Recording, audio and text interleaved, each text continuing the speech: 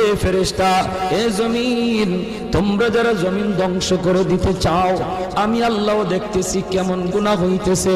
যেই মানুষে আমি আল্লাহ এত আদর করে বানাইলাম, আসমান আল্লাহ বানাইছেন কুন ফায়াকুন বইলা, ফেরেশতাও আল্লাহ বানাইছেন কুন ফায়াকুন বইলা, জমিন আল্লাহ বানাইছেন কুন ফায়াকুন বইলা, কিন্তু আমারে আপনারে আল্লাহ পাক কুন ফায়াকুন বইলা বানায় নাই। আমাকে আপনাকে যখন আল্লাহ বানাইছে, খালাকতু বিয়াদাইয়া, আল্লাহ বলে আমি আমার নিজের হাত দিয়া বান্দা বান্দিরে বানাইছি। কারণ এই চেহারার মধ্যে এত দামি কপাল, ওই কপাল দিয়া বান্দা আমার কুদরতি কদমে সাজদা দিবে।